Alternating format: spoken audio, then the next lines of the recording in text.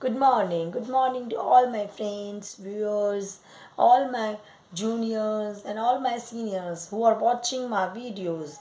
So, warm welcome in my YouTube channel, and I am highly grateful that you all are watching my videos subsequently as I am uploading it on the YouTube channel. Quickly we will move to our, without wasting much time, we will move to our topic, and the topic is the same, the patent fissure sealant. Now I am discussing the technique of application. In this, first of all, we will do the cleaning.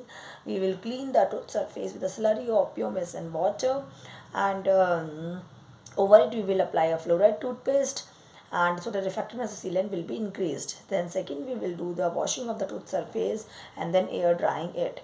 Then thirdly, we will etch the tooth surface with a 30 to 50% phosphoric acid liquid or gel, and then we will etch it. After etching process, we will again go on to washing and the washing of the tooth surface for 30 seconds, and so that all the etched material will wash off. Then we will go on the air drying.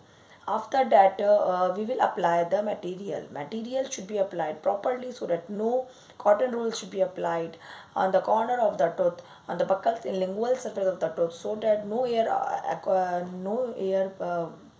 bubbles no air bubbles will incorporated inside it. After that, after the application of a material, we will do the curing is done with the help of our light cure gun, and the important point should be noted that ki, no while curing, you should switch off the light, and switch off the chair side light, and you will only not see in the light cure gun light. Then when after 2 to 3 cycles of light cure gun should be given. When after curing, you will check that the material should be properly sealed up on the tooth surface, and all the pits and fissures should be cured properly. No vacant space should be seen, and excess material should be removed.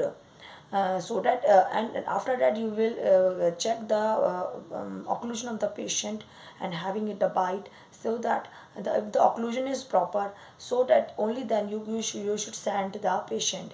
After that, you recall the patient after 7 days to check if there is anything is not wrong and patient is comfortable. So in the end, I like to say that these are the 7 steps of the technique of application you should follow when you are doing on a patient related to patent fissure. This is my advice, and you will watch my video and see if any query, if any comments, if any you want to ask something, you can have it in my comment section, and and I'll present you over my next video in my next video as early as possible. So in the end, I'll compile my the topic, and I'll present you my new topic as early as possible. So I'll request to all my viewers कि all my friends, colleagues, कि if you watch my video and if you like it, so please go on to like on button, and if you can have inquiry, you can have it on comment box, and please subscribe my YouTube channel if you watch it. If you like, if you watch, so please, if you like, and please subscribe the YouTube channel, and एक वहाँ bell icon भी आता है, उसको भी click कर दीजिए, जिससे आपके फ़ोन में नोटिफिकेशन आती रहेंगी जो मैं वीडियोस अपलोड करती हूँ. So okay then, bye bye friends, bye.